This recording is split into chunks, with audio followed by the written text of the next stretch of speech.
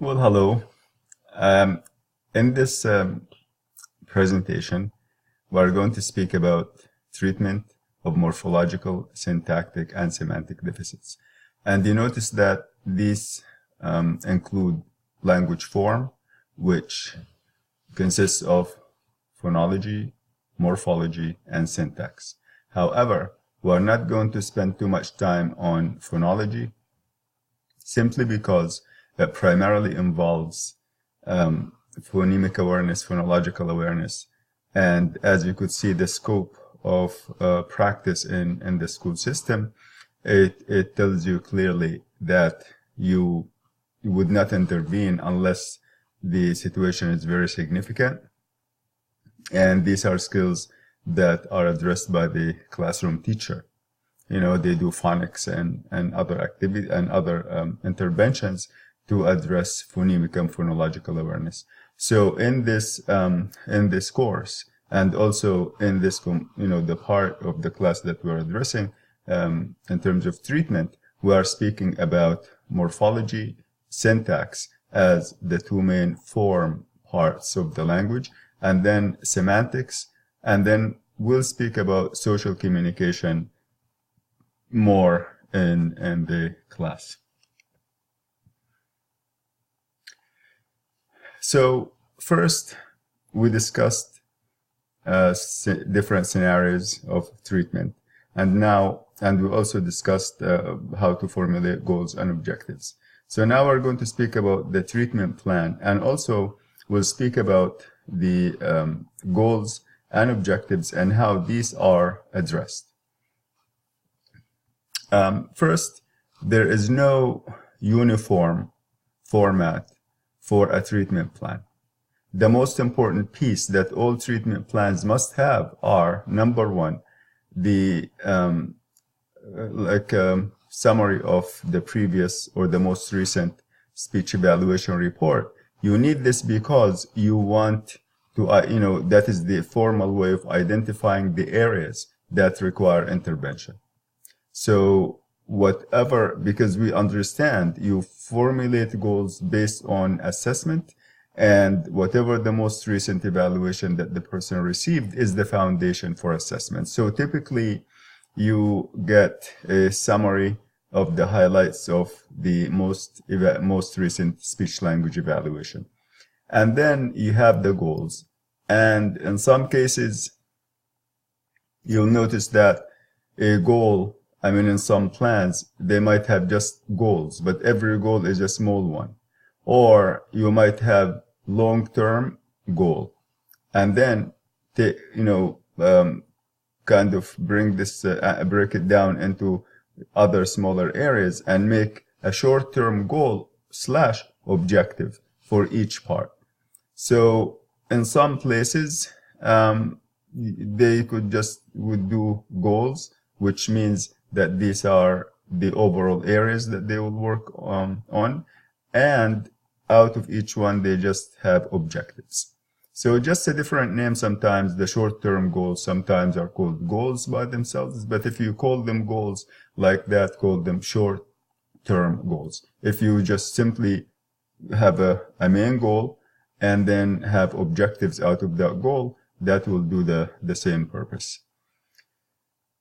Will achieve the same purpose. So in the school system, and particularly we are speaking about, of course there's a general format, but we are speaking about the state and the examples of the state that we are living in, that you are most likely to be licensed in, and that's the Massachusetts. And there are numerous resources when you go to the Department of Education website, and particularly on how to develop objectives and goals, and how to complete an IEP, and very, very detailed, and you have examples and so on.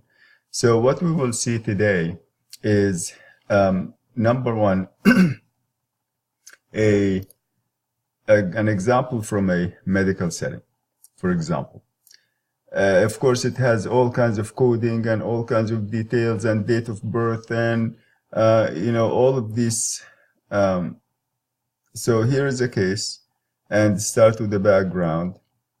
and this is a 6-year-old a child, and you will find this on the website. I'll be posting it to Blackboard.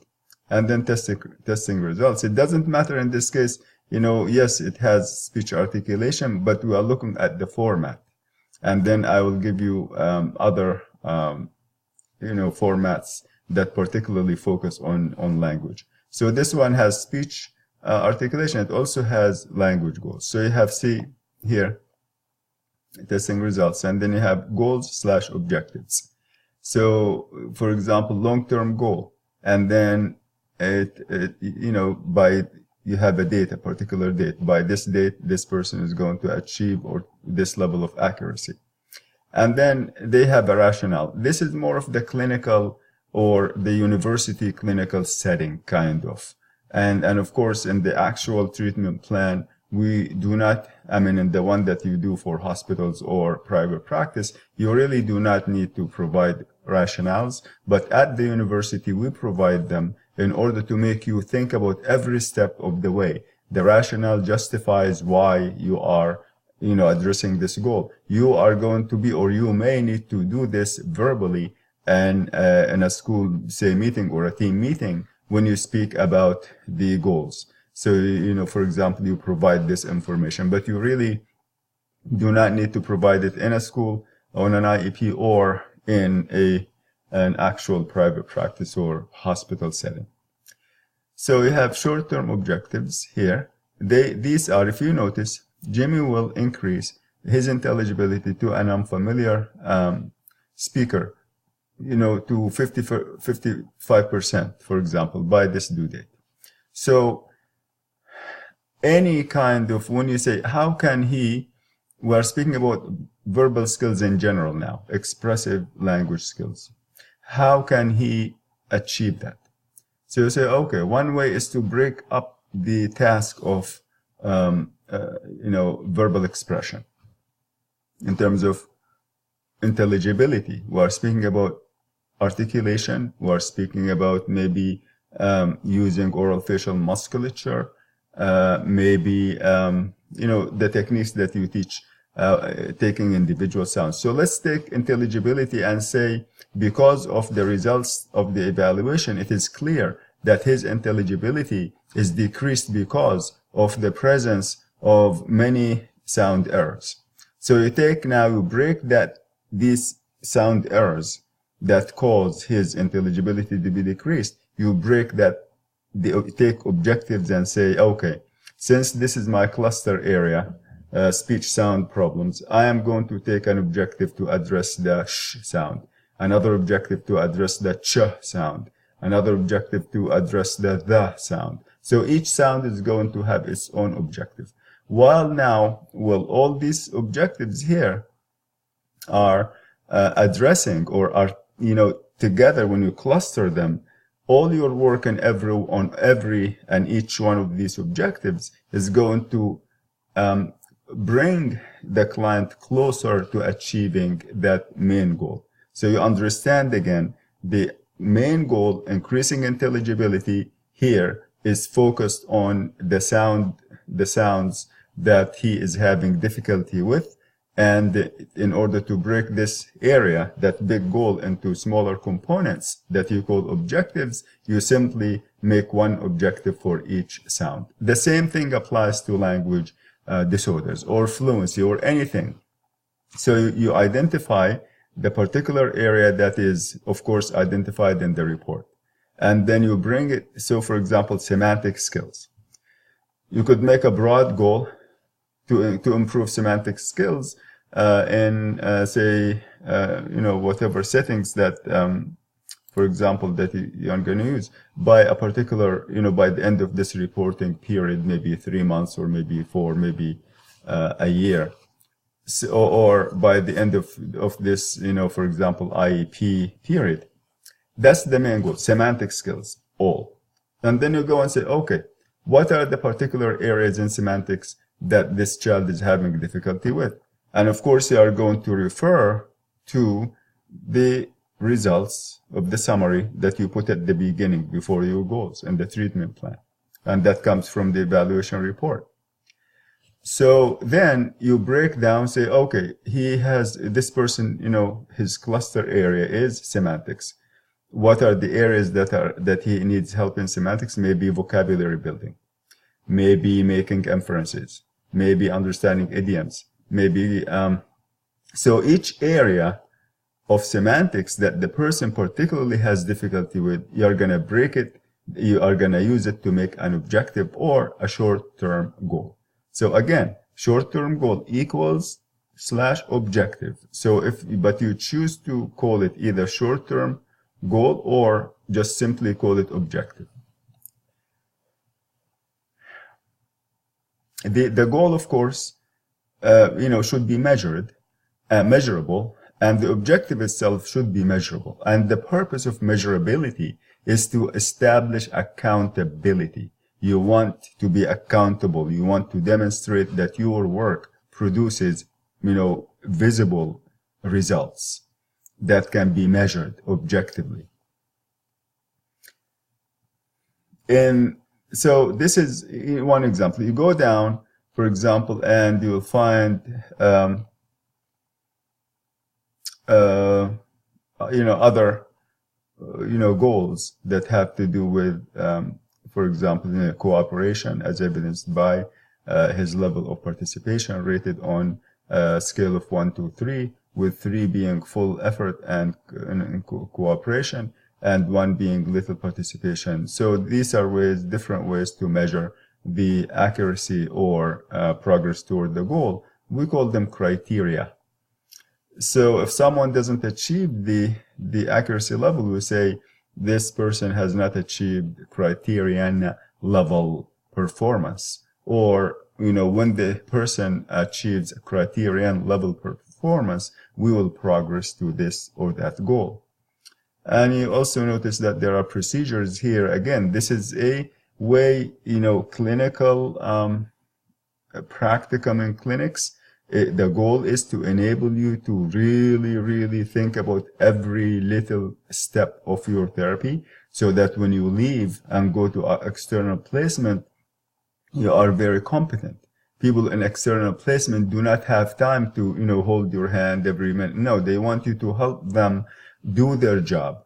They do not have time in order to, use so much time, teaching you from the beginning and stuff. This is why we put so much emphasis on treatment plans in the clinic, and you go beyond what is required outside, because you need, ideally, by the time you leave clinic at the university, all these skills, rationales, procedures, and all this should be in your brain. You need to think about them on your feet while you are working. The pace in a hospital, you have exactly the same pace that the clinicians have there.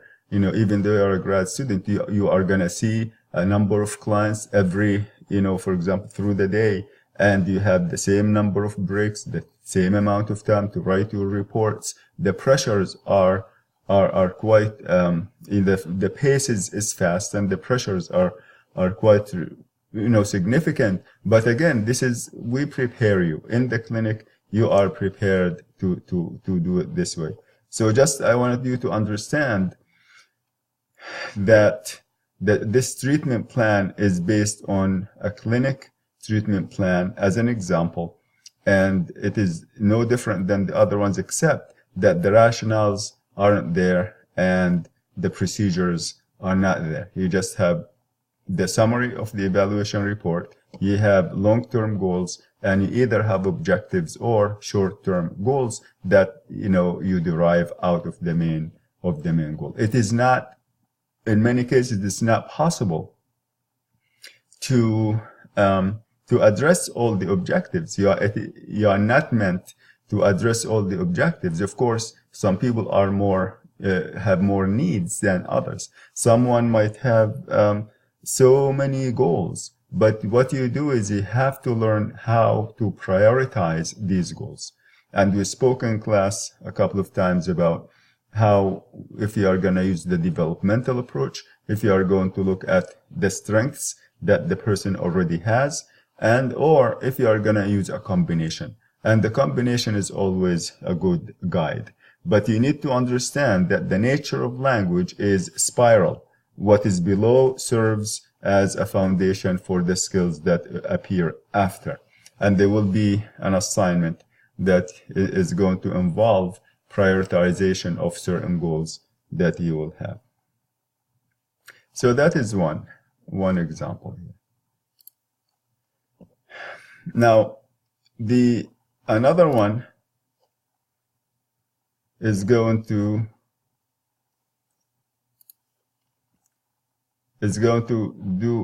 be from a medical setting.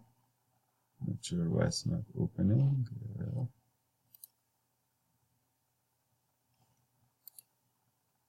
Okay, here it is. So this one just has so much detail because of the billing and all of this. And of course, very much, we recognize in the medical setting, you recognize the patient by their date of birth. It is very important. You say the patient and what is the date of birth?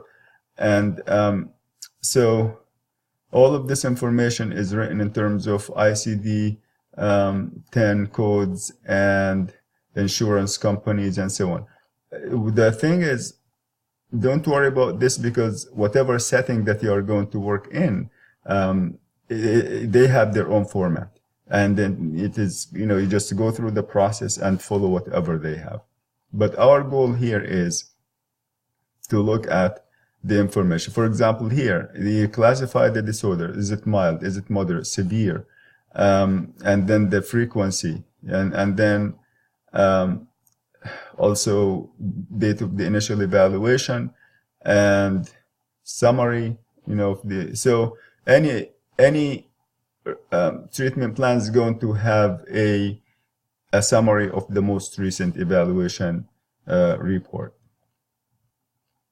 This again will be available online for you to go over, and there's a signature section. But you are going to have treatment goals here in terms of functional improvement and outcome expected, and also special considerations. So again, this is just another way that certain medical settings are going to use, another format. The typical one that I'm going to show you is the one that is kind of has the core elements, and then you can actually, it applies to everything, but you can add to it if you are in the medical setting. For example, you are going to add the coding and the date of birth and all this information that is needed that you saw. And so in here, you begin, so you can call this summary of clinical findings. You do in your treatment plan, you do not put this. You do not say based on. So I'm just putting it here so that for yourself to understand. So it's a summary of clinical findings. And we have a case. Again, this report, the evaluation report, is going to be online shortly. And by now it should be available online. So it tells you a summary of this particular evaluation. And based on the most recent. So you identify areas, particularly areas, of course, areas of strength, but particularly areas of need that you need to develop goals and objectives to address. So these are the areas here in detail. And based on these areas, your first step, I have directions here under note. Your first step, your first thing that you need to do is to develop that grid. Again, I do it to help you get organized and to list goals, and under them you list objectives. However, you need to, before you list the goals and objectives, you need to make a list of these areas that are identified. And you need to find out, prioritize them. And the prioritization is quite an important task.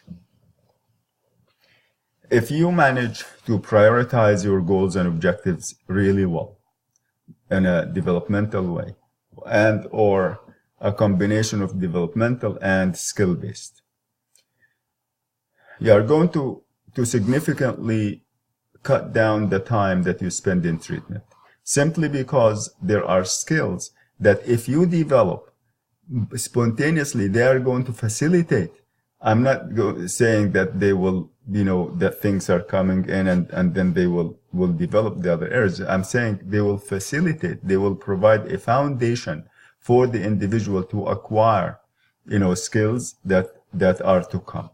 So, and the skills that are to come after, you do not have to spend as much time and as much effort because you have the foundation already there. So let's look here. The assessment identified moderate to severe difficulties in several areas of social communication and related language and neurocognitive functions that are required for effectively regulating social communication. So collectively, these areas include general inferential skills and social inferential skills. So inferential skills now as a cluster is a main category that needs to be provided.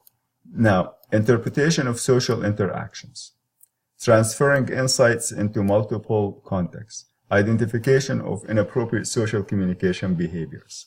What you do is you list these areas and say which skill is required first, which skill appears first developmentally as a child is developing. Does the child first develop the ability to identify inappropriate social communication behaviors, for example? I'm not going to tell you here because there's a task online that you need to do. Basically, take all of these and prioritize them and explain why you put one thing before the other. Practically. For example, if you say regulation and use of social interactions, regulation and use. So, how do you regulate social interactions? What do you do? I hope that you say executive functioning, because executive functioning is the tool that enables the person to regulate how they use language in order to achieve social means, social purposes. So that is, of course, in a way, some of the skills emerge early, but this is a higher functioning skill. It is going to require attention. It is going to require working memory. It will require self-regulation, and it will require initiation, inhibition, and decision making, a lot of, and the problem solving. How do you regulate if you do not have these tools? So an area like this is an area that should be targeted. Should be targeted at a later while you are addressing your goals. What are other areas? So remember, I am providing a rationale here why I should classify this area, or should keep this area, for example, to be addressed later than some of the other areas. And again, the reason is it requires self-regulation and or executive functioning skills, and these include memory, this and this and that, and these are complex skills that especially this particular person has difficulty with, as pointed out in his neuroevaluation reports and previous team reports. So another way, I'm going to give you an example of an area that should be, for example, targeted earlier. Any area that has to do with recognition, or area that has to do with identification, like you read something and then identify. You read something and recognize it, or hear it and recognize it. That is easier. Something that has to do with developing awareness, that is also easier, more basic, because the first step to a change, cognitive change, is to have awareness about the nature of how the problem is and how you yourself think about it and how you relate it. Once you have that, then you start to the work starts to be meaningful to you, and then you start to actually change your brain and the connections that it makes. So what area here, for example, is an area that should be addressed first? How about conversational turn taking? Is that a skill that a child should have first? When does that skill develop? I mean, imagine conversational turn taking. So, and to do this, you have to really kind of go back to your language acquisition and development and see, you will find that turn taking actually in a conversational format, it begins at the 3rd month of birth. When the child makes conversational exchanges with the mother using eye contact. So they kind of, lock eye gaze, and then, the mother says something, the baby says something, like cooing or wiggling, doing some kind of reaction, and then you just divert his eyes, and then the mother is gonna do something. So that is turn taking. So it's a kind of, and then that gradually, it develops. So this is an early developing skill. And I could justify, putting this skill, for example, first, in order to, because I say this area, number 1, emerges early in development, blah, blah, blah. And then number 2, by improving conversational turn taking, you're actually improving some of the cognitive functions, executive functions. How do I wait for my turn as I'm speaking if I do not inhibit myself? How do I wait for my turn if while I'm speaking, if I am not listening to what the other person is saying and knowing when to get in and put my, give my input? So you see, this is the kind of justification that I'm looking for. Don't just say, okay, I'm going to do target conversational turn taking, or this comes first because it just develops first. No, it develops first, yes, but it also explain how it gives rise, how it connects with other skills in particular, and how it is needed as a foundation for the other skills. So providing, substantiation for that. So here are examples. How I do it here is I give you, here's the general, when we say goal, it's usually long term. RD will provide the adequate amount of information elicited by a conversational partner's questions during spontaneous speech interactions within the school environment with 80% accuracy. That's the general goal. For example, in the evaluation report, it identifies language economy, or, for example, the amount of information given as an area of deficit. So in this particular case, because the patient, when you ask him a yes no question or a question that requires 1 or 2 words, he tells you a whole story, and that is definitely not appropriate. It causes a communication breakdown. So that is that whole area, that whole cluster. So now it says any kind of question now.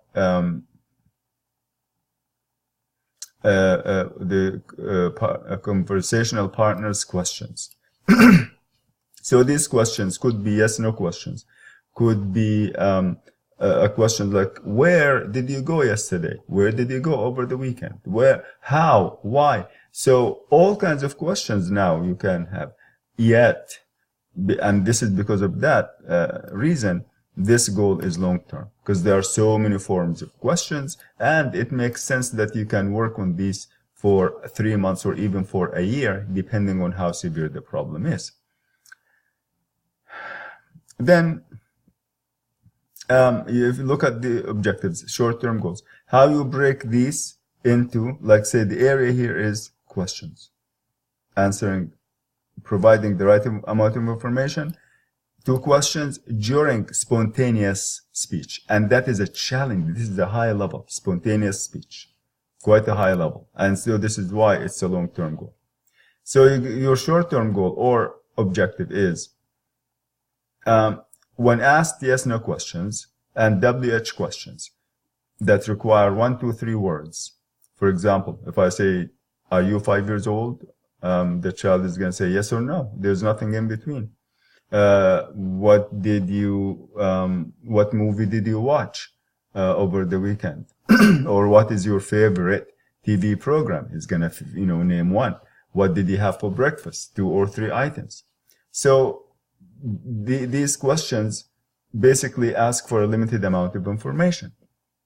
So he will provide the right amount of information elicited by the question in 8 out of 10 trials offered during structured small group interactions. That is, if you determine that the best way to address that is, and the best way to address it is based on the needs. How significant is the need? And then, of course, these are samples. I am not giving you I am not making them, for example, exhaustive. I'm just giving you samples. So one of the objectives that should follow this here is to do this exactly the same thing, but do it in a different setting. Do it in the classroom setting. And you can phrase it exactly the same way, but say, will provide the right amount of information elicited by the question in 8 out of 10 trials offered during the general classroom environment, or within the school environment, for example. So you are taking out the structured and the small groups. Now you have taught the child the ability in small groups, and then you go out and target that in a larger school, in the school context, and during spontaneous speech. Once you have achieved both of these, then you are coming closer now to achieving this general goal. Now another object. So you notice I labeled, just to be organized, I labeled the objectives now 1.A. It means goal number 1, and then item A, or objective A, and then goal number 1 and objective B. So 1.B. When asked questions starting with how or why, now you notice I am progressing with my objectives from the easiest to the more complex gradually. And the reason is that I'm establishing a foundation. Yes, no questions are easier to answer, easier to acquire, and to control, because you can either tell me yes or no, but it becomes more fuzzy, it becomes more complex when you ask me a question with how and why. These are higher functioning. How do I determine that your question about how that I'm going to give you the exact amount of information? No more, no less. I might give you just a couple of details and stop, and that is not appropriate. It will cause a communication breakdown. Or I could just keep going on and on and on, or I could just go on and not answering the question, but speaking about something else. So these are questions that require more cognitive skills, more self-regulation skills, and they come after. So when you address your main goal, you start with the most basic objectives and increase in complexity gradually to a more complex, a more challenging situation, from the most structured to the least and the spontaneous speech environment. And then the next one is, again, I'm telling you here that whatever you put next, because these are only samples, they are meant to be samples. Whatever you are going to put next here has to be increasing in complexity and more challenging, because as the child gains more skills, you need to bring them to that next higher level. And the most challenging is the spontaneous speech environment, and whether in the school or at home. The next goal is, again, these are simply just, I put them there. They may or may not be prioritized, again, because there's a task that you need to work on. So RD will demonstrate improved social inferencing skills, as evidenced by an 80% accuracy on tasks targeting this area within small group settings. So goal here. And of course, this is because, why am I targeting small group settings? It is because the skill is significantly decreased. And if you go back to the level of performance, in one area, it is 14th percentile, and the other area is 2nd percentile. So that means it justifies that this person is not going to learn the skills in an open classroom that follows the pace of the class, because a classroom is teaching new skills as you go, and you need to fill in these gaps. So you take the child in a small group and work on these skills, and your next goal then out of this is to take this into the general classroom setting and have him demonstrate ability to do these skills. So the objectives, first objective or short-term goal is, when presented with a verbal or written social story, RD will identify instances of inappropriate social communication with 80% accuracy. So now, how I do a social story, for example. You design a social story. There are books that have social stories, but the best ones are the ones that you actually develop yourself. And they are fun to develop. I will show you some in the classroom that we used, and I actually will post an example that we used, and your colleague, two of your colleagues actually worked with me, and we designed these stories to actually target semantic skills, inferential skills, social communication skills. So they're quite easy to develop, and they will be most appealing if you develop them based on the interest of the child you are working with, something that has to do with their lives, their work environment, and so on. So then you have the story, and you kind of print it ahead of time, or if you have a screen, you can show it on the screen. And as you write it, you need to have particular things that you want, particular phrases, particular vocabulary words, whatever goals that you want to address. And you need to put a certain number of them, for example, 20 of them, and you need to know where they are. So, for example, a story could be that someone is, camping, and someone else wants to talk to him or her, and then they start communicating, and then there's something not going well. So you want to have the person identify the first instance of communication breakdowns. And then as you keep going, okay, what the second, and as you keep going, did he identify the next one, or the third one, and the fourth one? And you simply see how they can identify. And you have, you take notes without doing anything at the beginning. Your goal is to understand how many will the person identify independently. And then you go back to the beginning, and then you say, okay, let's look here. Let's look at this one again. If the person didn't do it, for example, didn't identify it, I'm going to show you one in the classroom. If the person didn't identify that problem, then you start to kind of probe, give questions. Now, let's see if this happens with you, for example. Someone is,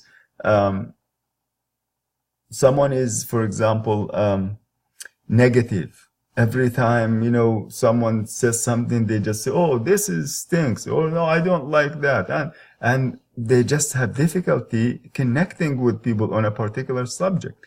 So if they can't do that, then you kind of question, give them a little bit of a question, give them a little bit of a cue, kind of to make them aware that situation, something like this, is going to cause a person not to dislike, that character in the story. They probably will go away. And then as you keep going, if the person you come to an item that the person identified well, then you can say, you give them feedback. Yes, you see how I'm impressed by how you did here. And look, you identified this cue, you identified that, and then you keep kind of giving them feedback on the items that they did well on. And then as you keep going down, probing, giving them questions and giving them hints until they're able to identify the next, the things that they didn't have the ability to identify first. So this way you have given instruction. You have enabled the person to gain the skills to identify all the problems in this particular social story. Now, how do you know that this child is going to be able to use these skills and then, demonstrate that he or she understood them and is able to apply them in conversation? Your next step is to develop a similar story. By being similar, you have similar situations, but you put the story in a different context, make it about different things. Say, for example, someone is very negative in their communication. Make the story about the classroom. So I'm in the classroom, this boy is in the classroom, and another student comes in and asks for help. He says, get away, I don't know how to do this. And they, would you like to do this? Play a game with us in the, and outside during recess. Oh, you guys, if you play the game that I want to play, I will play with you. Otherwise, I'm not interested. And then, so you have this in the class, focus, negativity, and you have the consequences of that and so on. And then your intervention, you taught, and this child got it and everything, but with your intervention. Then you put the story in a different context, maybe put it next time in a neighborhood, maybe put it at work, maybe put it in a camping or some different context with different, with a similar character maybe, or a different character, but the words are different. Everything is different except for the focus, negativity and its consequences, for example. So that is the idea, that then when you give them the story at the beginning, read it with them, then they should demonstrate greater performance on the second story as compared to the first one. So you use two stories to address the same skill. Then you could kind of go on and maybe have the child, the next step, to, for example, do a role play in a small group, and they will act the situation, give them the script, and they will act the situation. And for example, that child would like to play a game with a group. How does this child ask to play? What kind of rules that they should set, and so on. So this is how you track progress. So your progress from the second story, when the child goes at the beginning and does the work, and then you say, well, without any intervention, he or she was able to achieve 50% to, for example, identify 50% of the problems as compared to yesterday, the last session, when they identified 20%. So, and then as you keep going on role playing and so on, and you go back and then present another story, identify, the target problems, and that you should get, to your goal 80% or more. And then you keep going, of course. And once in a while, every, few weeks, go back and revisit the skills that you taught, especially when the case is significantly severe. And this is called the cyclic method. You start intervention, take a couple of skills, target them, and then next week, target another set of skills, and then the week after, another set of skills. Then, in the fourth week, you go back to skills that you addressed in the first week, and then follow it with the second and the third. Again, this is cyclic. And then skip maybe 5 weeks later or 4 weeks later, come back again and kind of sample. Go back once to each of these skills. So now you have enabled the brain to acquire skills, to consolidate these skills, and to be able to use them, fluently and in functional settings. So here are some notes, and again, you need, and this is why, this is the purpose, why you actually went through all your learning of the sciences before coming to a grad program, is to use your knowledge of the development in order to guide prioritizing goals, and also in designing tasks that are going to lead to other tasks and so on. So speaking about the baseline, before or you could use your first therapy session to get baselines. When you design activities, you could use criterion reference tests and other resources in order to design, a set of practice items. And then in the first session, when you give like I told you about the story, when you give the child the story or read it to him or her, show them on the screen, and then first, simply with no intervention, go over, identify, see how many items that they would identify. So take it sentence by sentence. Do you think, is this okay? And then keep going. If they say, no, there's a problem here, that person shouldn't have done that, this is inappropriate, then you simply say plus, because that person identified what is wrong. If they did not identify a problem that you have put there, then minus. And then simply at the end, get your accuracy level, and you got your baseline. You address the same skill and, day by day, and then you keep back at the end of your 3 or 4 months term and look at the last 3 consecutive sessions and kind of get an average of them and compare to your first session to the baseline. And reliably, that is going to give you how much progress the person has accomplished toward the objective. And then when you look at all these objectives, depending on where the progress is, now you can see how close the person is to the general goal when they will be able to achieve. Once they have achieved particular goals, then you can kind of put them aside and then introduce higher level goals. But you keep integrating some things informally from the previous goals, keep integrating that into the work that you do with the upcoming, so that it doesn't mean that you stop working on it completely. No, you want to integrate all the skills gradually, but the main focus, of course, will be the new and higher functioning skills that you need to develop. So you can take now, we said, you design the treatment plan, with generalization in mind. You design the treatment plan with progress monitoring in mind, with data collection in mind, because that's going to enable you to understand your client more, or your patient. So you simply take the grid, the treatment goals, and you add to that grid the date addressed, for each goal or objective, and the percentage accuracy. And you make, a copy of this for every session that you have treatment.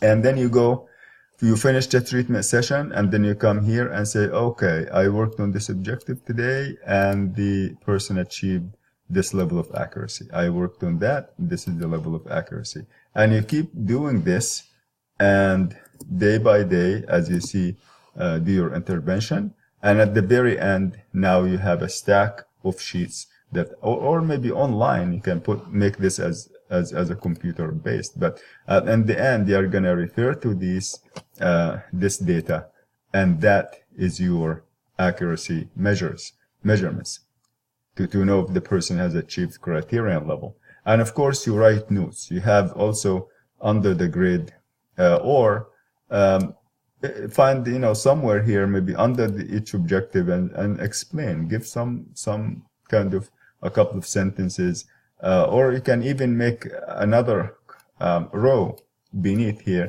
for each one. So be creative so that you can use these sheets that you do day by day in therapy in order to keep your data. And remember, your data collection makes your progress reporting very easy. And the purpose of progress reporting is to monitor your treatment, how it goes, and the progress and to make sure that you're actually making a meaningful and real difference in the life of the patient or client that you are servicing. Okay, so this is it about the treatment goals and objectives, and there will be an assignment that's going to ask you online to develop goals and objectives in different areas. You'll have the details. Okay, so now let's look at the mechanics of morphology and syntactic intervention. If you go to the ASHA website, you're gonna go to this link, and it has treatment resources, and it tells you, for example, what are the commonly targeted areas for intervention in ages 5 to 10 and from 10 to the end of high school. And there is a ton of great resources that you really need to explore. So these are the same areas that are targeted because, in other words, you could say, okay, morphology and syntax. Someone is going to have a problem in morphology or syntax. What does it look like? It could be that the person needs to develop the ability to increase the use of more advanced morphological forms. For example, monster is one morpheme. Could you take that as a root of a word and develop different vocabulary words out of it? How many can you think that you can derive out of monster? Monstrous, monstrosity. So the more you identify, as you look at the family of the word itself and identify the derivatives of it, then that is going to facilitate, number one, understanding of vocabulary. Number two, the learning of new words, new vocabulary words in an easy way. Because if you know one, it is going to facilitate recollection of maybe 3 more or 4 more of that family. Medicine, how many words can you use? Medical, medically speaking, medicinal. School, scholastic, scholar, scholarly. So this is a very important and again kind of work that is going to facilitate the emergence of new words, and it will facilitate the word recall and word retrieval. And someone might have a problem with increasing the ability, for example, analyzing morphologically complex words, breaking them down into prefixes, suffixes, and root words. Like when you say morphologically, where is the root of the word? Morpheme, and then morphological, and then morphologically. So doing exercises like these with kids is going to develop their meta-linguistic skills and meta-cognitive skills. In other words, think about this as now you are inside of yourself. You cannot see yourself, from the outside. Metacognitive skills, imagine yourself exiting out and kind of, looking at yourself from above or from somewhere else and seeing yourself, how you behave, how you think, how you use language. This is what metacognitive and metalinguistic skills mean. Someone might have might need help with improving morpho-syntactic skills. For example, the use of morphemes in simple and in complex clauses. Declarative versus, for example, declarative forms versus questions. Like, declarative is like making a statement. For example, saying, the weather is great out today. Or question, is the weather good outside today? Tag questions. You went there, didn't you? How do you do that? Why do we use it? Relative clauses, for example. Again, you need to brush on your linguistics skills, to connect that with these skills that we are speaking about. Improving the ability to understand and to formulate complex sentences. For example, what is the difference between a complex sentence and a compound sentence? So,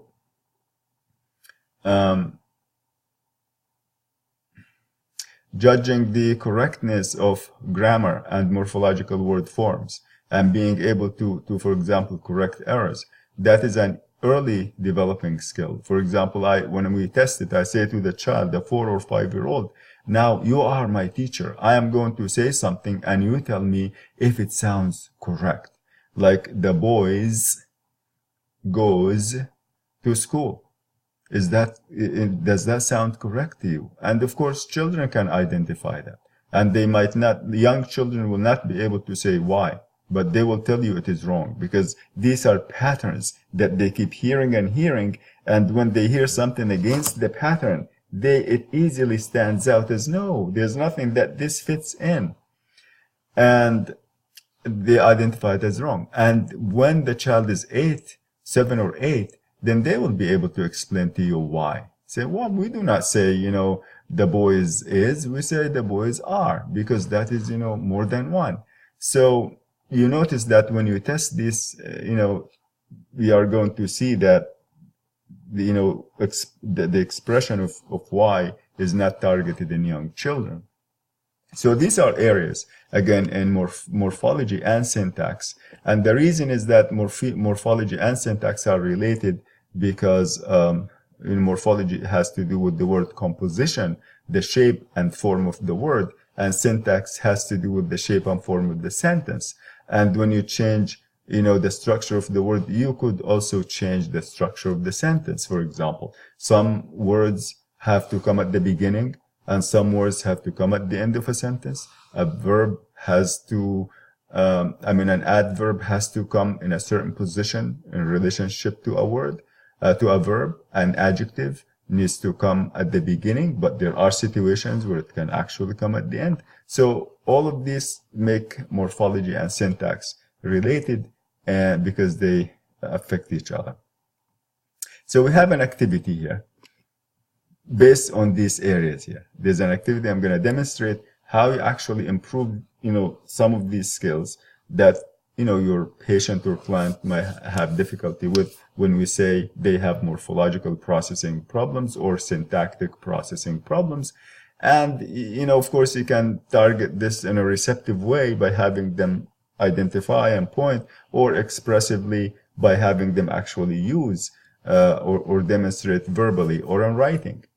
It depends on who has the disability and what kind of area, for example, they have disability in. So this is an example of a morphological intervention, morphology and activity, and you will find that children and older kids are going to enjoy it, because it's going to shake their routine kind of understanding. And you could, of course, design different tasks and, make activities like this that could take about 25 minutes or, a 30-minute kind of session. So let's say you have words here and we want to make compound words. We want to see if two words can be blended together to make something that we already know, or that is possible. So back, smart, play, black, swim, wood, door. And then you could make this into either something on the screen or a worksheet. So back, what can back combine with here? Can we say background? Have you heard that? Make a sentence for me. Ask a question with it. Okay, how about back suit? Is there something that we know as back suit? No. Back knob. Is that something that we know as recognized as, can we combine that into one word? No. How about backpack? Oh, yes. How about backdrop? Is it possible? How about backboard? How about back stove?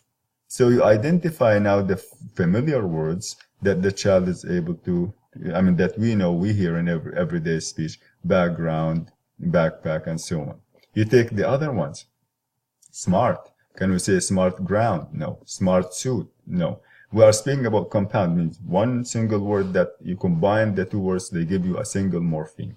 That's just to make it less ambiguous. Smart knob, no. Smart pack, I haven't heard of it. Smart drop, no. Smart board, yes. Smart stove, not yet. Playground, yes. Play suit, no.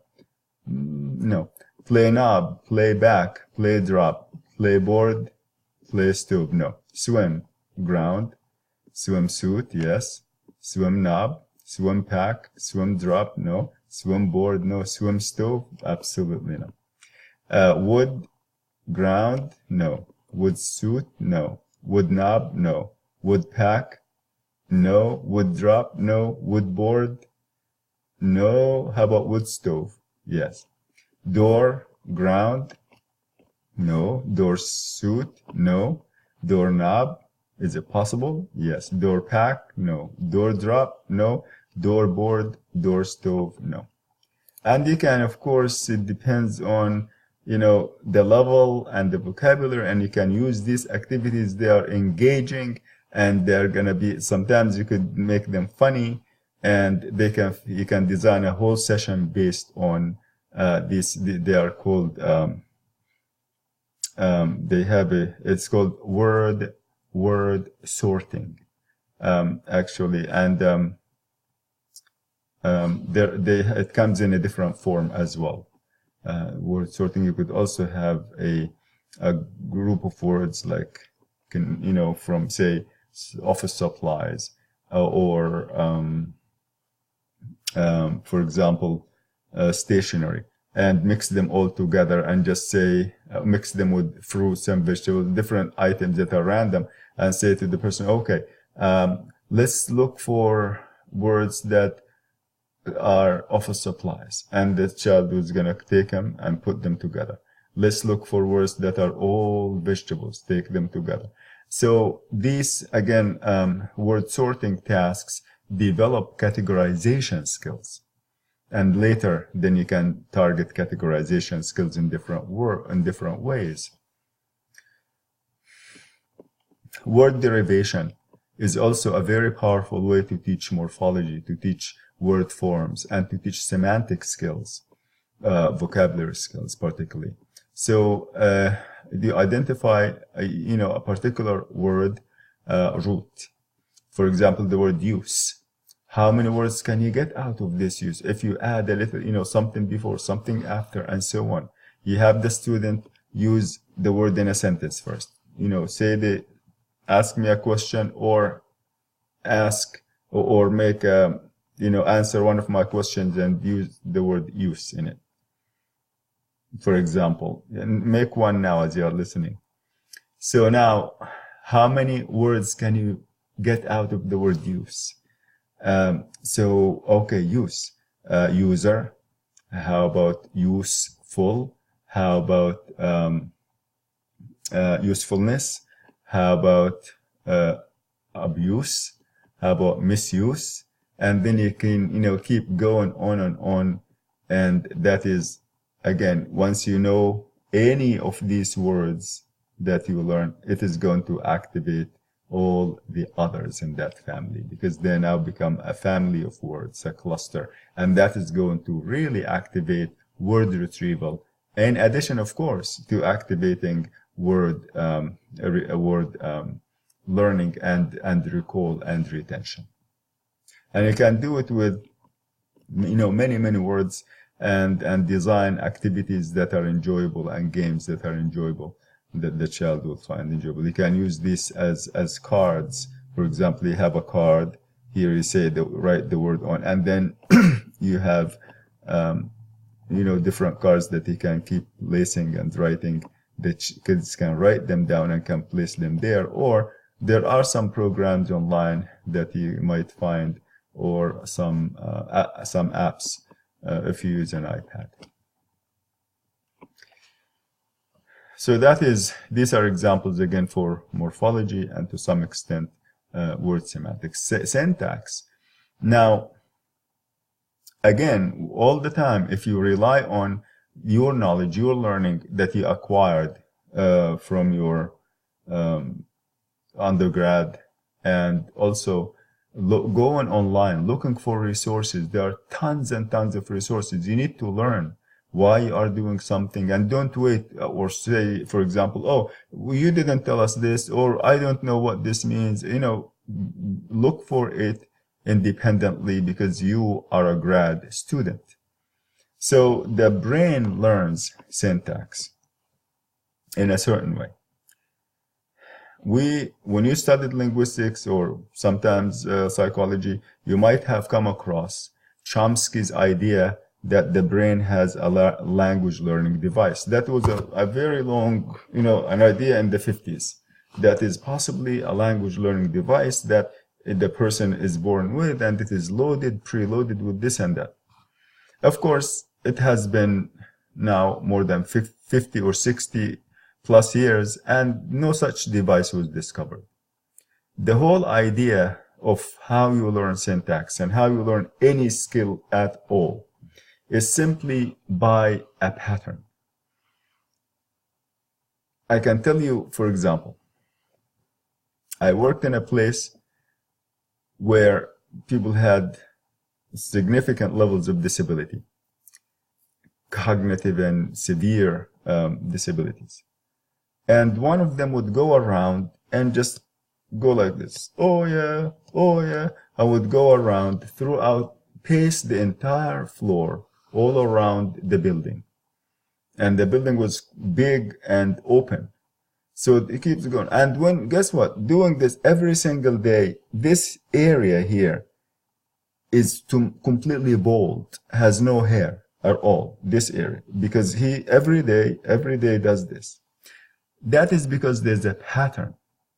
That, actual everyday doing this creates a pattern that produces visible results, physical and visible results. Now, the brain learns by forming patterns. How do you form patterns? Whatever you hear, whatever you do is going to stimulate your nerves to fire. When the nerves fire, they fire per second, like, sounds, for example, sound waves and so on, and they have, firing rates. And everything that you do or you touch, for example, let's say you smell something, maybe associated with burger.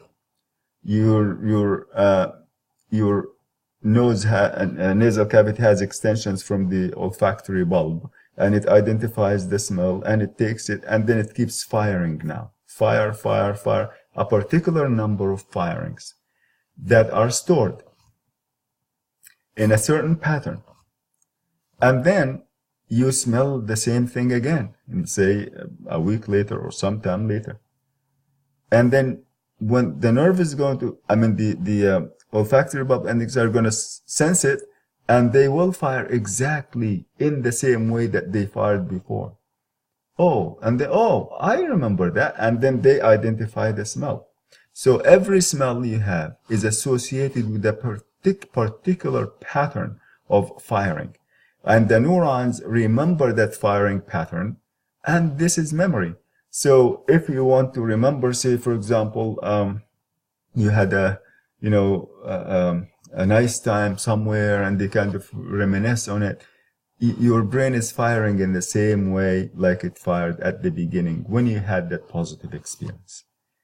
When you hear a sentence, and the sentence has a format, and that format, you can think of it simply as, you can, think of it as a mold. 1, 2, 3, 4, and 5. So here's a format. 1, 2, 3, 4, 5. Imagine this to be the tray that you use in order to make muffins. You can make corn muffins in the same, tray, and finish and dump them out, and then you have the mold. Then you want next day to make blueberry muffins. You do the same. So it doesn't matter what muffins you're going to make. Every time you make, you're going to make the same sequence. Exactly in the same sequence. This one is first, this one is second, this one, or if one is small, one is big. It doesn't. So there's a pattern. And this pattern, for example, You can say the girl ate the apple. You can change the words, have a different kind of muffins. The boy ate the bread. The dog broke the gate.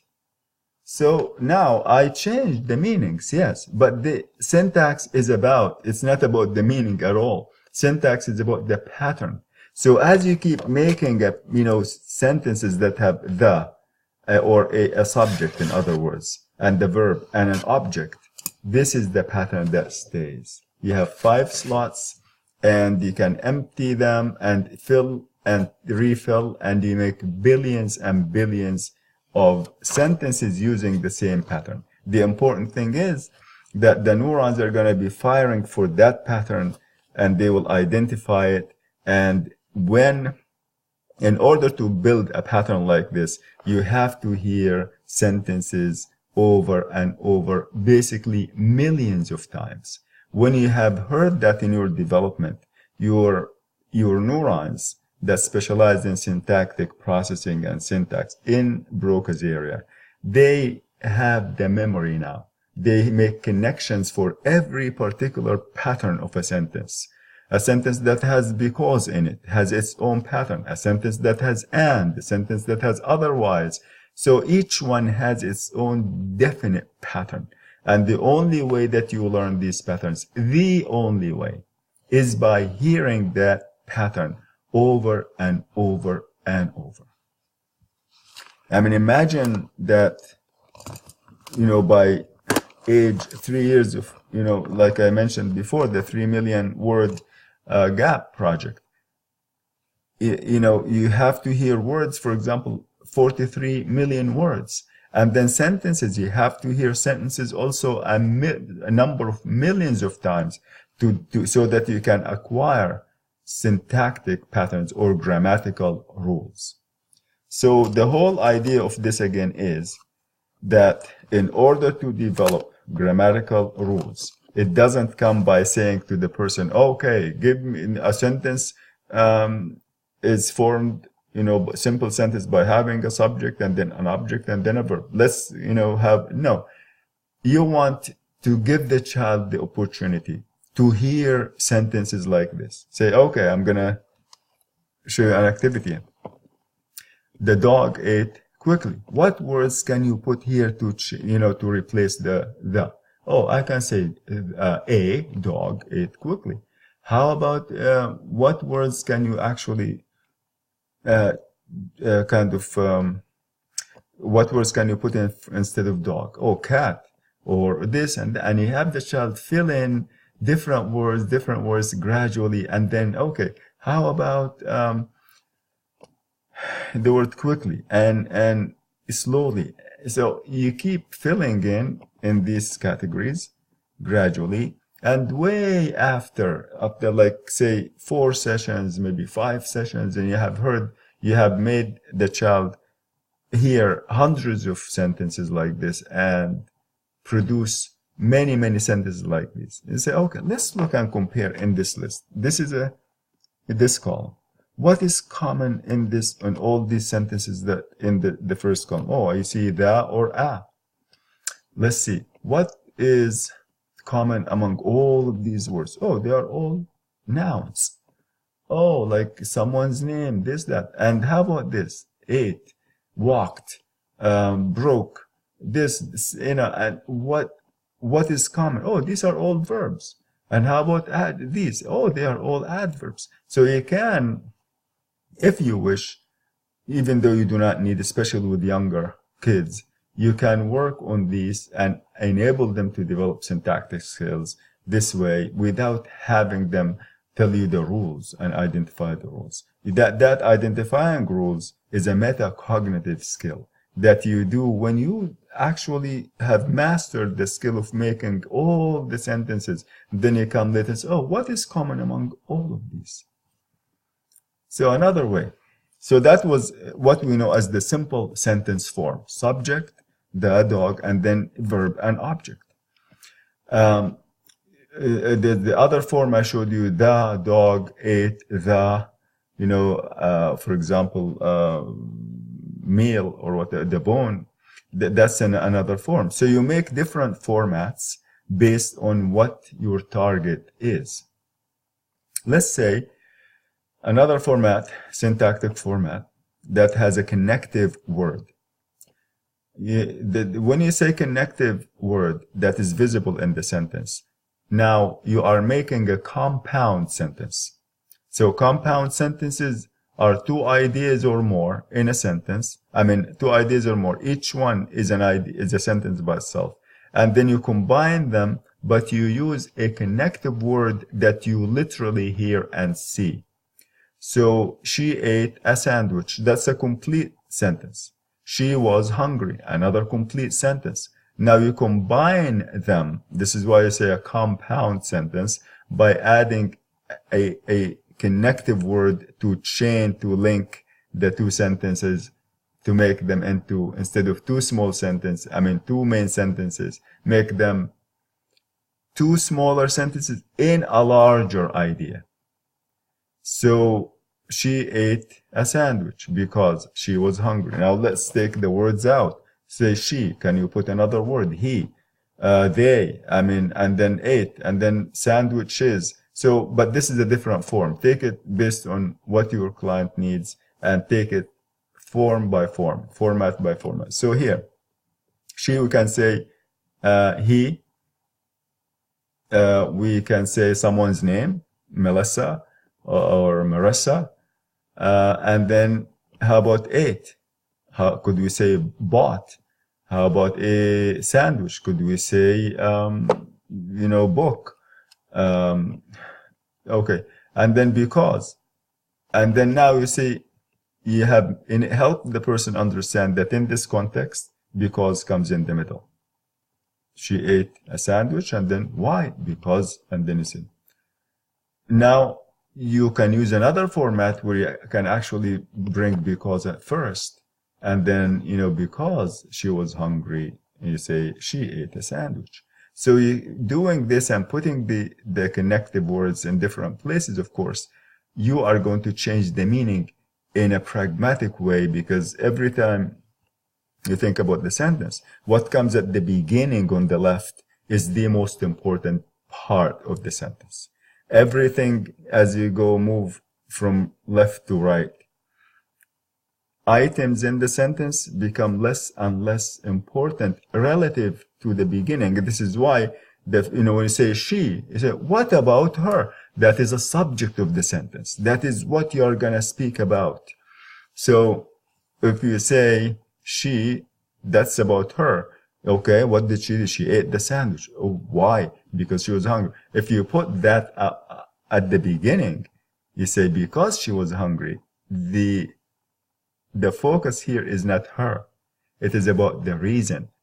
So the reason that she ate, she was hungry. The reason that she ate the sandwich was that she was hungry. So we do not just randomly put things here and there. It depends on what idea or what part of the sentence you want to highlight. You can do this, for example, once you completed working on because, you could do maybe until, maybe could do when, where, however, and different connectives. You can link them, but you can use this as an example, as a model that can help you make different visual formats. I call them syntactic formats for developing the ability to make compound sentences. How about another way to work on syntax? You can provide words on a card, and you can throw them out there and scrambled, sentences, and then have the child sequence the cards and until they find out, different ways. Your best bet is if you make, say, take cards like this, 1, 2, and then have the child put because in different locations. Have the child put different, when you do that, you develop cognitive flexibility. Oh, because it doesn't, the word because doesn't have just one fixed place. You can actually put it here at the beginning, or you can actually put it in the middle. Or the word yesterday, you can put it at the beginning, you can put it at the very end. Sometimes even you might put it in the middle. So have the child, whenever there are options, have the child explore and learn all these options, because that is going to expand their thought process and critical thinking and analysis and mental flexibility.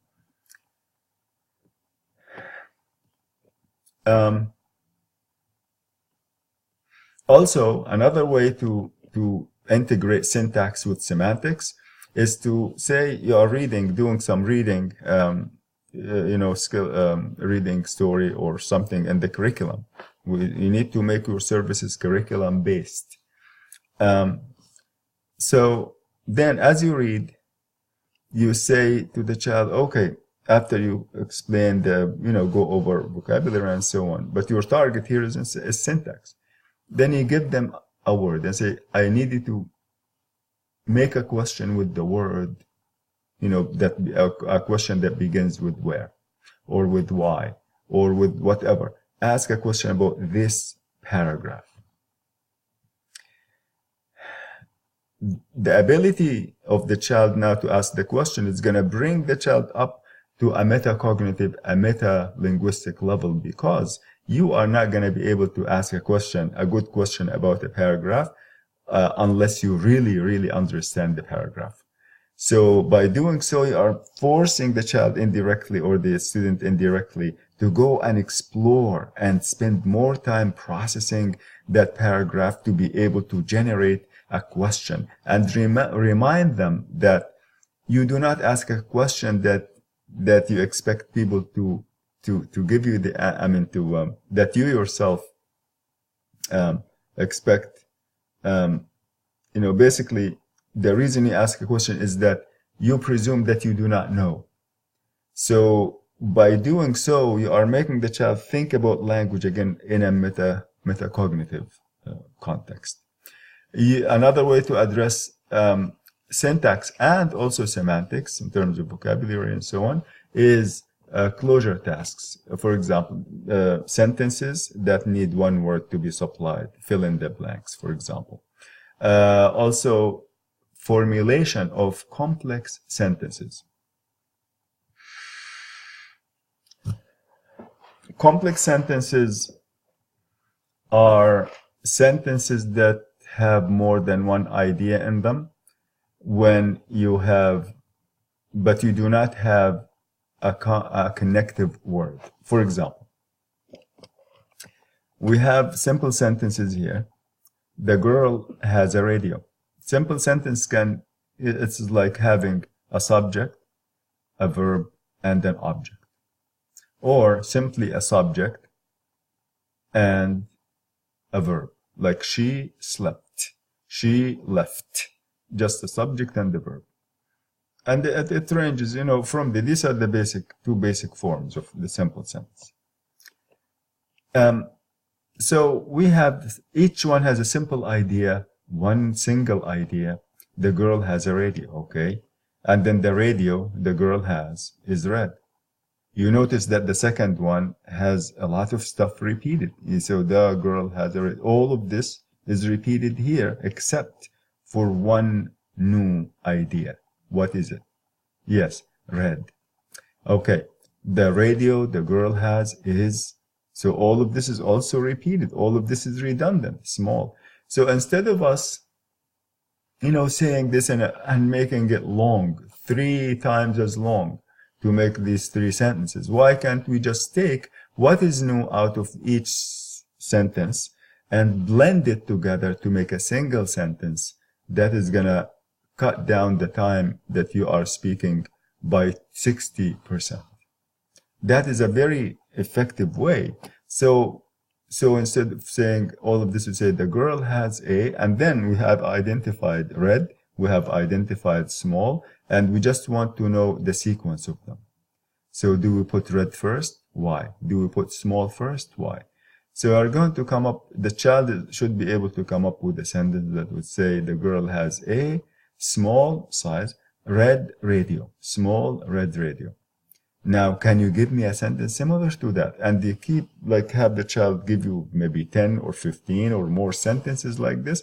And then you can then give them the different second task that has 3 different or 4 more, sentences like this. There are many commercially available materials and that actually give you all of these already made, and then you can use them and with the client or the child. So that's another way to formulate.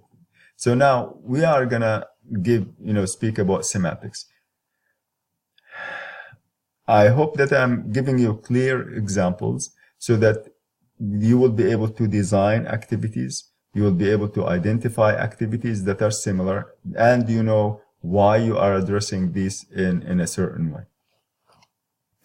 Semantics. Go to this website, which is ASHA, and the treatment resources there, and this is from there. Basically, I might just adapted it, of course, but I might have added a couple of things.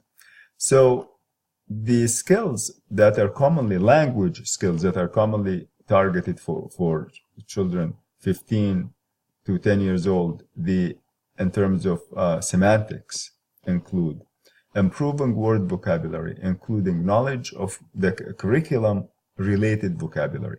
Your main focus is curriculum-based. You have to enable the child to have access to the curriculum. Access means to comprehend, to understand, to make sense of the curriculum, and to be able to gain knowledge so that they, can grow and have employment and be effective individuals, effective citizens in life. So,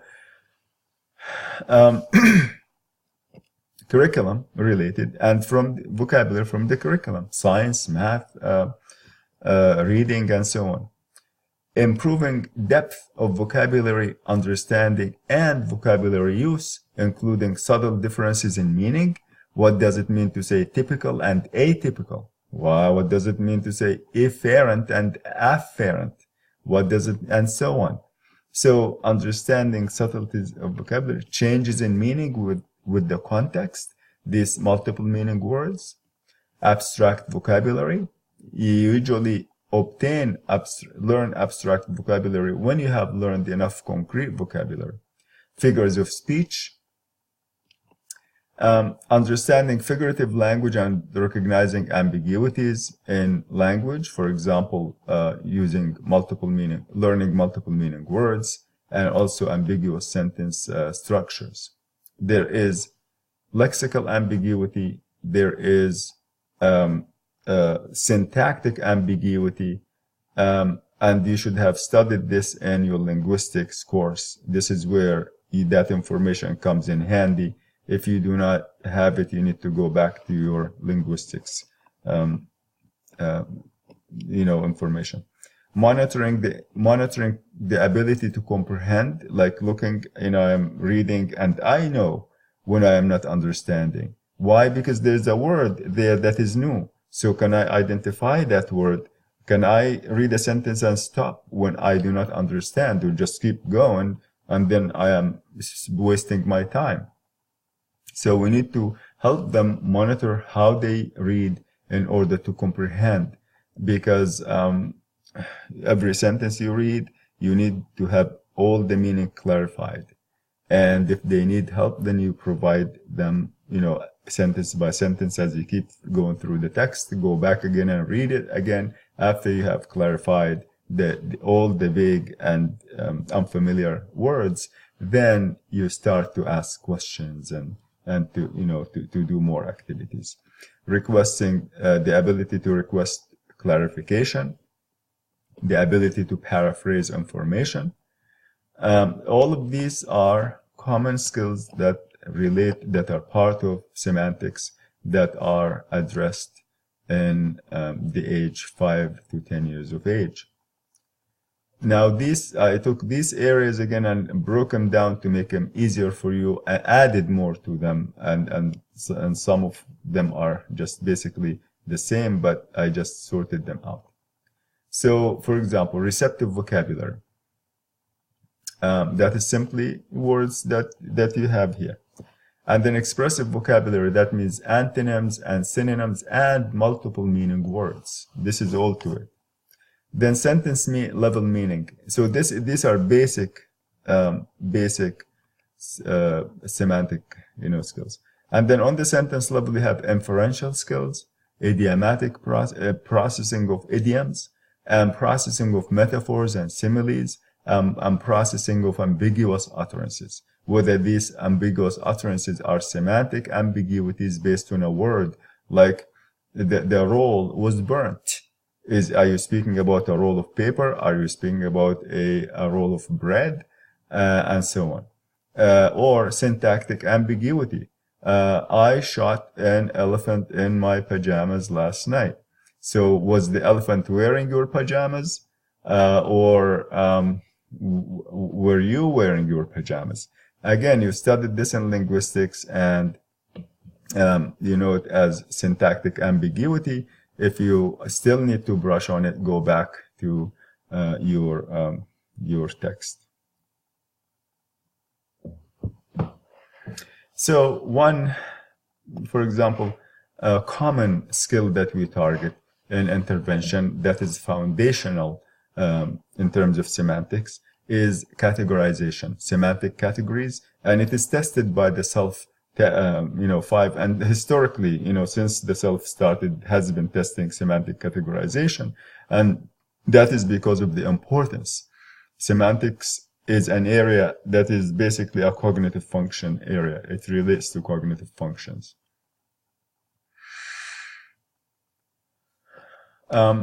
Semantic categorization goals will be to improve both language and cognitive abilities when you work on this. It leads to more phonemically coherent recall. When you, for example, know categories, all animals, jungle animals, sea animals, marine animals, birds, and so on. All of these are categories, vegetables, fruits, and so on. You will be able to recall things. Knowing the category is going to facilitate recall of items in the category. And you notice, for example, you say, I'm going to say a certain word. Maybe keep. I say the word keep. I'd like you to find another verb. And then you notice people commonly are going, oh, sleep, creep. And they will start to come up with words that are semantically related to it, like rhyming or phonemically related. So the reason is, if you identify the category, you are going to facilitate phonological recall, because by working on categorization, you facilitate phonological coherence. Semantic categorization also augments activation of semantic representations and stabilizes phonological traces of words within the verbal short-term memory. So that means doing this is going to activate your working memory skills.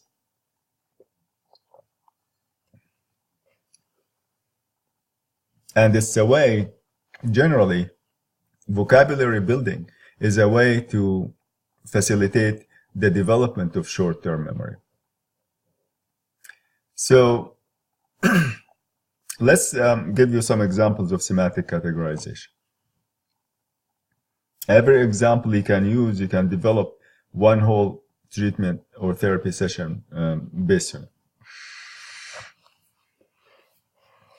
There are two ways to target semantic categorization. For example, when we say semantic categorization, we speak about a cluster, a group of things. Let's say vegetables, and that's a semantic category. I can either say, I'd like you to name for me 5 vegetables. So I give you the category, and you're gonna tell me subsidiary or secondary items from that category. We call this, the category vegetables, we call it superordinate, means a higher level category. And the items inside of that are subordinate. So superordinate. So when you say, you can phrase your objective or your goal this way. When Samantha is provided with a subordinate, when she is provided with a superordinate, category, Samantha will identify 3 or 4, whatever number you target. Let's say 4 subordinate items from that category with 70% accuracy. That means if you ask for 4 and she gives you only 3, the whole item will be just, you mark it as no. If you ask for 3 and she gives you 2, then the whole item will be no. So when you say she will provide, when provided with a superordinate category, she will provide 3 subordinate items. Remember, then she has to give you 3, and then you say plus. You give credit for that. And then if it is 2, then that is not meeting the criterion, and then so that will make you able to measure the target, measure the performance better.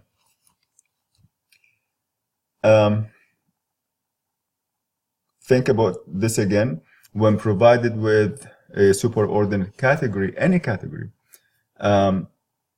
she will provide maybe 6 items, 6 subordinate items out of that category with 80% accuracy.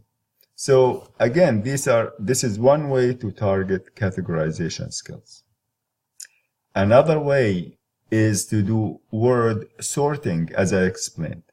You have a list of words. You can get 3 or 4 categories together, mix them. Some office supplies, marine animals, vegetables, and just mix the words. You can put them on cards or even sticky notes, pieces of paper, and then, but cards will be best. And then kind of mix them and say, okay, let's see. And we'd like to identify words that go together. You are not going to use the words like subordinate, superordinate with a child, who doesn't know what that means. So you say, let's see what words go together. And then they're going to take them and classify them into 3 categories. And then you ask them why. Let's see, why did you put these together? Oranges and bananas. Why? And this, they are all fruits. And so that's another way. And the third way to target categories is by taking 1, 2, or more things, just like the self does, items, subordinate items, and to say to the person, tell me, what do all have to have in common? And the child will say, they are all, marine animals. They are all, for example, have to do with the beach.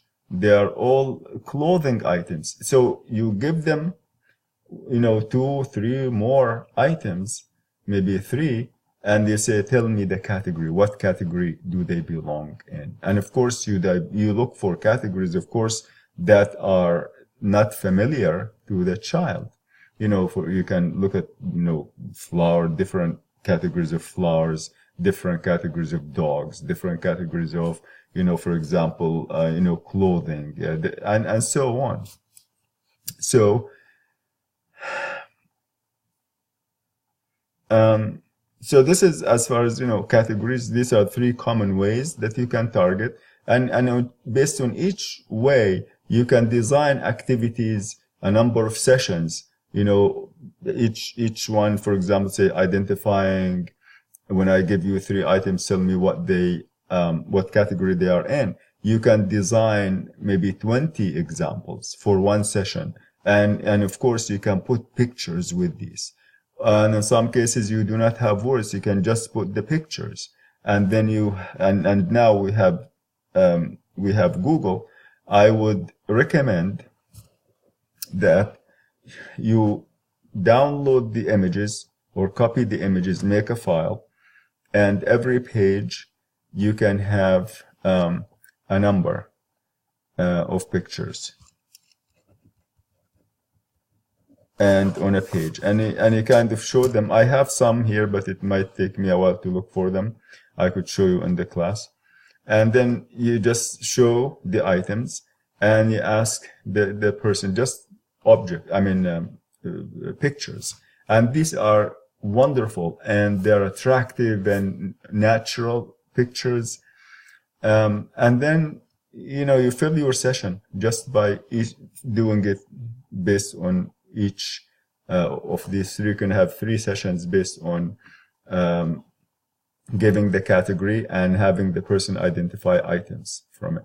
Giving the items, having the person identify the category. Mixing a whole bunch of things in and having the person sort them out into categories. So semantic sorting, very effective. Another thing that we do to improve categorization and also to improve definition of words, and which is a higher level skill, and also this skill is attributes. Attributes are needed in order for you to define a word in accurately. So, say you have a line. First, you tell me what attributes does the line have, 3 or 4. So, well, these have to be. So I say to the child, the things you tell me are things that will help me find out which thing you are talking about. If I have 1,000 animals, and then you say, oh, yeah, a lion is, this is how you know a lion. A lion is a feline. You name the category first. And then you give me a couple of, 3 attributes. Oh, a lion has a mane, and a lion has for example, a large chest or a tail. A lion eats, the attributes could be physical, like characteristics, or things that the lion does, but mostly physical characteristics. A lion is, for example, bigger than a cheetah and smaller than a tiger. And so you kind of, identifying the attributes and identifying the category of something, that is a definition. And the more precise the attributes are, the more precise your definition is. Like what we do in anatomy and physiology. Your definition of that tells you where the thing is, exactly how it is shaped, what it does, and now you understand it as a unique thing. If you hear these functions, you say, for example, the area of the brain in the inferior, posterior, frontal lobe, that is specialized in syntactic processing and activation of motor, speech motor muscles. I mean, that there's a single area in the brain that is able to do that. By pinpointing the attributes of it, now you know which area I'm speaking about. So this is a high level semantic skill that is required for building, cognitive skills as well. So this is about semantic categorization. Again, 4 ways that we have discussed. And that is a very effective way of doing, improving semantic skills, lower level and high level semantic skills. There is an approach to improving semantic skills called the total physical response technique. First, you present a vocabulary, and say, for example, thematic groups, like in categories. You say, okay, vegetables. I have all the words that have to do with vegetables. Construction work, traveling, or skiing, camping. Again, you have a cluster, a category, and then you are going to present the vocabulary that all related, for example, to camping. And then the student is going to provide, say, okay, let's list words that have to do with camping. And the students are going to fill in and give you as many words from that context as possible. And then you assist and, of course, add more. And you provide also, the student also will see visuals and manipulate objects. You can build a file with images. And the reason I say build a file with images is if you go to just Google Images and the student is in front of you on the screen, you are going to come up with obscene and some unexpected images that will not be good to show to a child. So screen things, whatever you do, take them out, put them in a PowerPoint, slide, or a set of slides, and just, you can show them. And hopefully you have a large screen, that will be really, really good. And then, so the child is able to see, for example, different things and objects that have to do with camping. Of course, you plan it ahead of time, get some artifacts and things like that. And then the student is going to connect the vocabulary that they hear or see with actions that they perform or actions that they can talk about. When I go camping, I'm going to do this and this and that. Yeah, and then you introduce new vocabulary and put it within the context and have students use it in asking questions, in answering questions. You can make a game as a way to regulate turn taking, like roll a die. Okay, your turn. Tell us what you're going to do. And then, your turn, roll the die, and so on. So, and then you provide directions, for example, that have the new vocabulary words. You provide that to the students.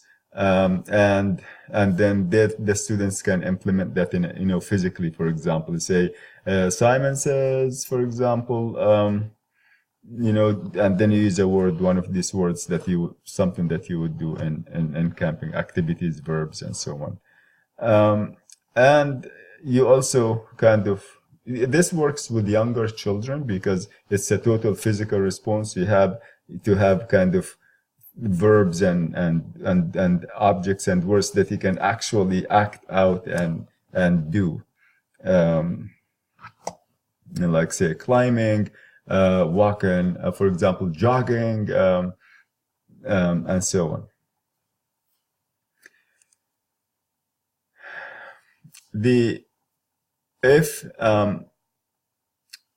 Research shows that words that the child or an adult, learns out of context, they are not as well retained and they are not as well retrieved as other words that are learned within the context. Like, you look at the reading comprehension book that the children have, and you take it and it has a story. It has the words taken out. You should address these words after. What they do is they give you the word until, and they use them in sentences. This is what they mean. And then you read the story. You should read the story and learn the word in the context of the story. And then keep, going back and then read the story again and ask questions about the content of the story after. But first, your first reading is to go sentence by sentence and tell the child to highlight the words that he or she doesn't know in that sentence. And then you say, okay, let's guess. What do you think it means? Look for cues in the sentence before and after. And the child is going to try to guess. That is a skill that is very important. And then after that, you kind of give them cues until if they don't know, then you identify the word for them. And then you tell them to come up with a word that means the same. use it in a sentence, ask a question with it. And then how about what can we do? Take the word, give me an antonym of it, the opposite of it. And then how about use it in the sentence, see what the sentence is going to look like. Children enjoy this a lot. I know a student who is in 5th grade or 4th grade, and he took one song, famous, and he reversed everything in it, made it negative. Everything. And he started saying it. And the teacher was like, wow, you are actually, looking at this from a high level. And it is, even though, it was reversed, it was just so funny. And it showed that the boy is engaged metacognitively. For example, a good example is the story of the 3 little pigs. Okay, read it, and then, with some older children, and then go back and read the real true story of the wolf, who was involved with the 3 little pigs, and see what is his perspective. And you can do like a character analysis. What kind of person is,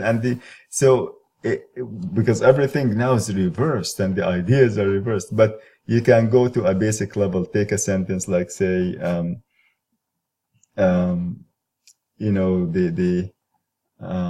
boys, for example, or the class went on a field trip, and they were so excited as they were leaving the school. You could take out excited and say they seemed like really depressed.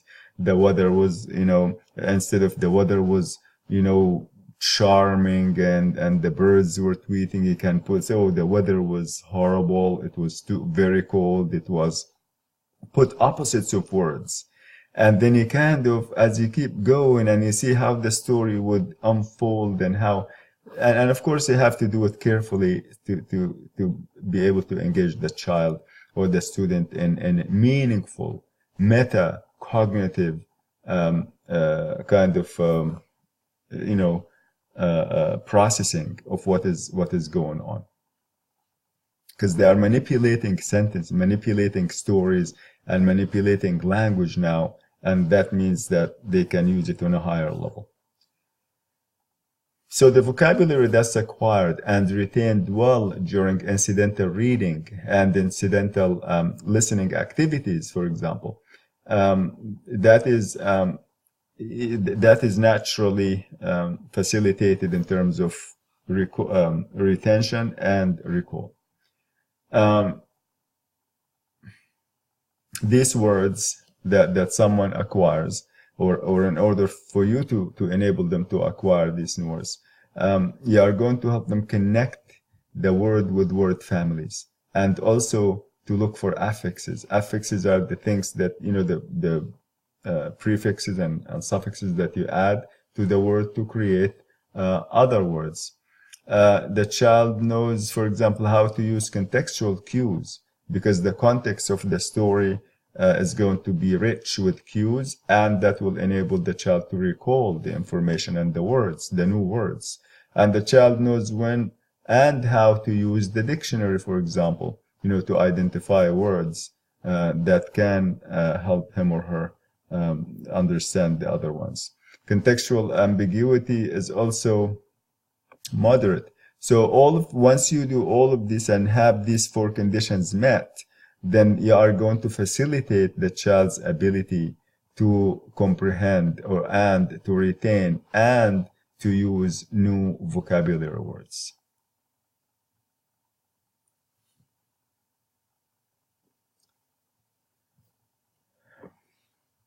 Some semantics in terms of continuing to build vocabulary. For example, as you read a text, you stop at the end of a sentence and say, okay, let's look for unfamiliar words. Words that you are hesitant about or that you do not know for sure. And if you think that they do not know and they are just saying, yeah, then ask them so that they can demonstrate what the word means. And then you match the word definition to the new word. for example. So you could say, okay, let's, you have, for example, tsunami, and you have,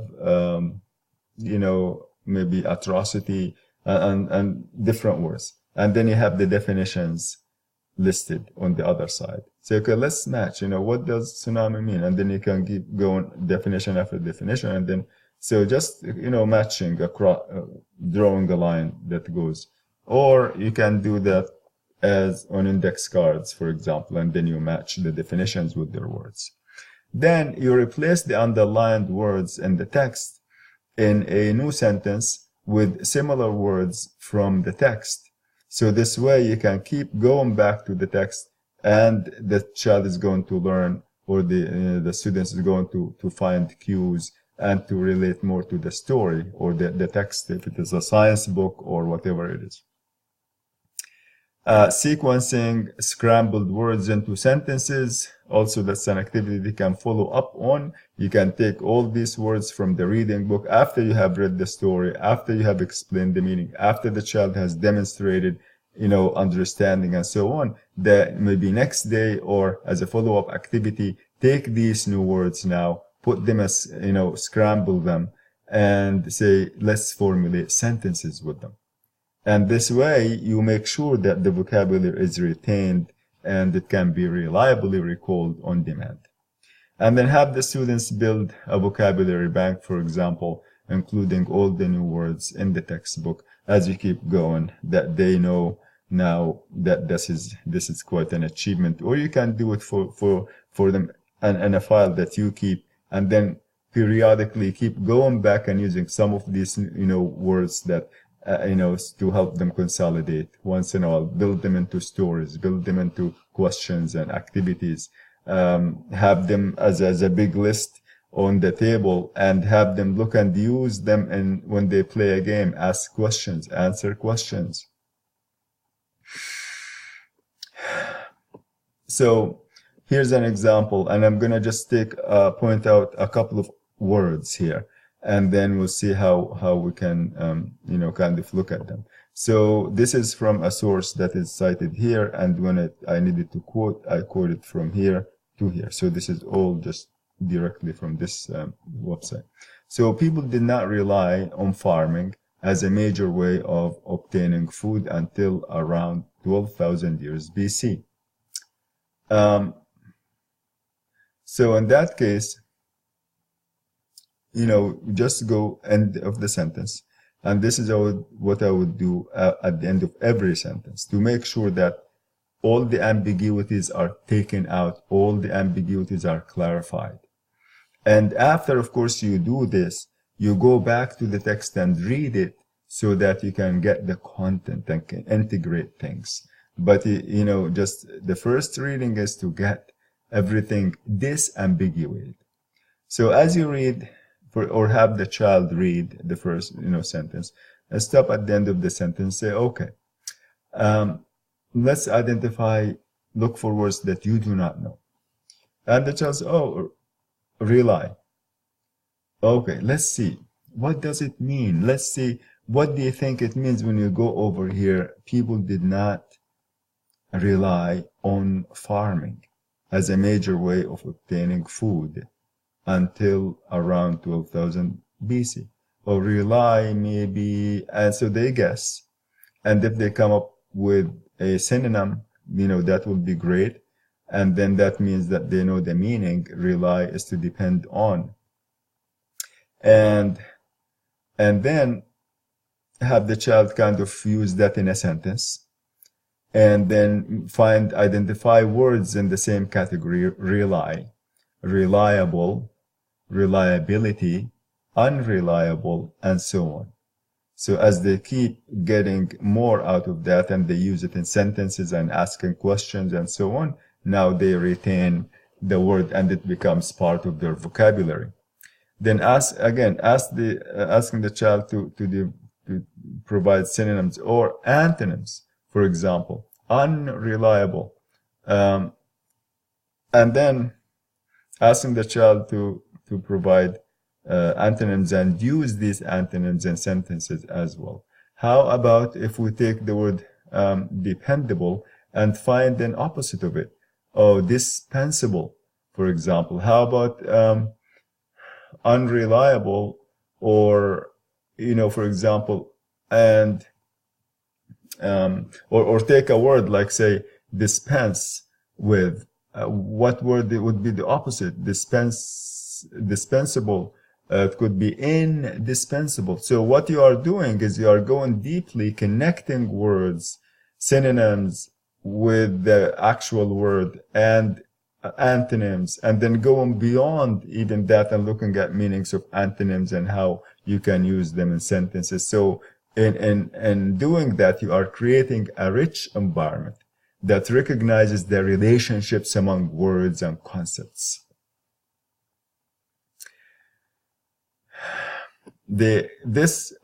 Going back to categorization skills, naming attributes, naming categories, that is part of word definitions, naming categories and having people name subordinate items in that category, and so on. When you look at categorization skills, they engage the child's higher level function, thinking. That, these are the skills that are considered higher level thinking, including classifying, categorizing, predicting, comparing, imagining, evaluating things, debating about things. So having the students practice new concepts within problem-solving contexts, for example, rather than imitation and rote learning, that is going to engage these higher level thinking skills and higher level semantic skills.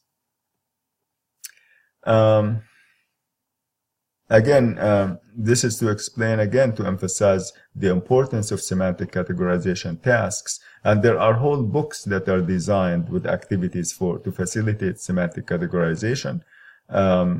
This enhance the ability to recall words and enhance the ability also memory skills, in other words.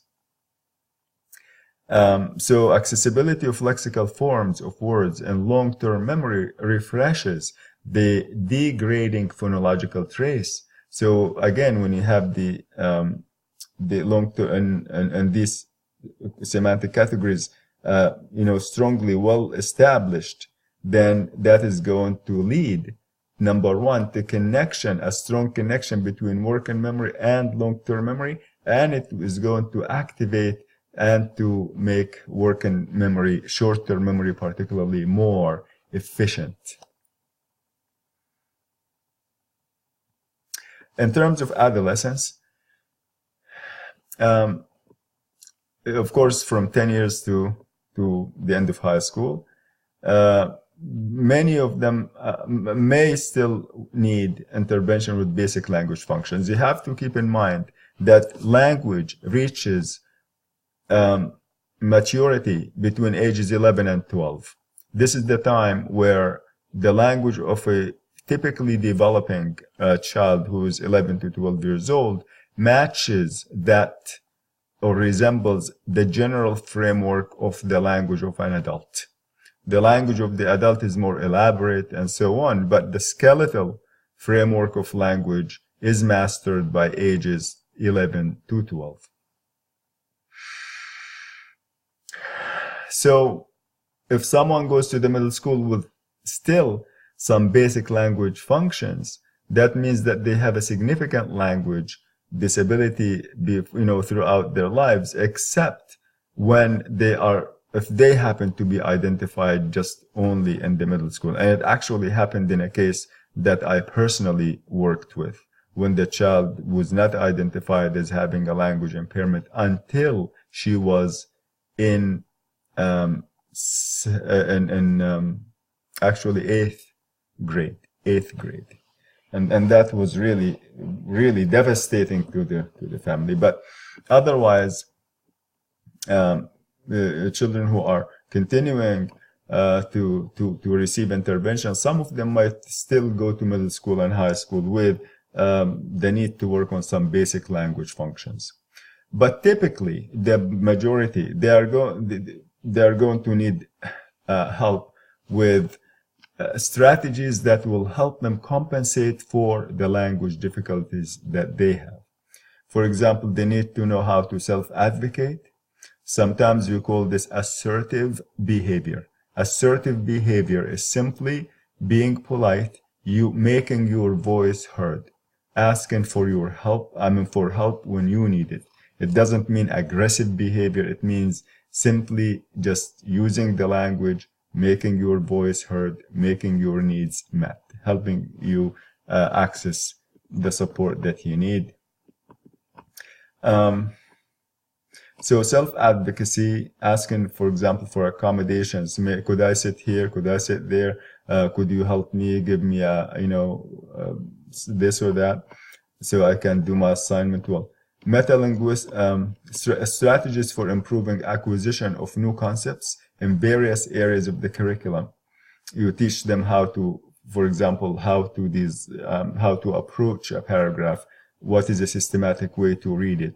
When do you understand or recognize that I'm really not getting anywhere with this paragraph? I need to look for help. Metalinguistic and metacognitive skills, understanding how they use language and how they think, understanding morphologically complex words pertaining to various subjects.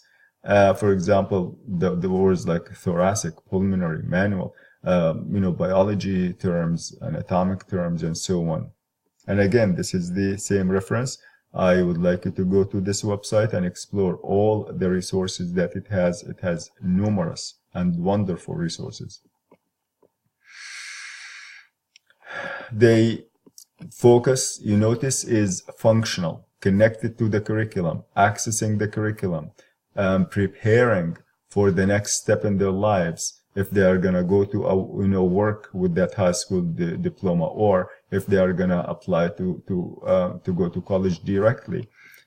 So how to use checklists, how to use graphic organizers, for example, to work on, prepare for exams or reading tasks, writing tasks, projects, taking notes, summarizing and paraphrasing, planning for assignments, doing presentations, book reports, research papers.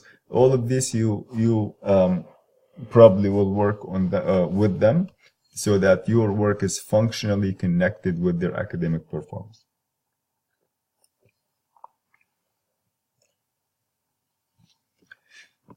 Using the technology to enhance communication, to collaborate with others, and also transitional planning.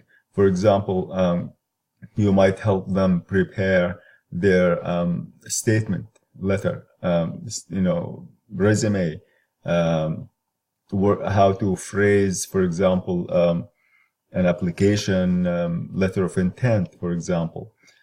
So these are things that you might focus on, in addition to the specific language needs that you need to focus on. So here are some selected references. And the next time in class, we're going to speak about, continue on this a little bit, do some activities, but we will be focusing on looking at social communication and other things. But we are going to do lots of therapy activities as well. So thank you, and please go online and look for the resources that I have provided. Thank you.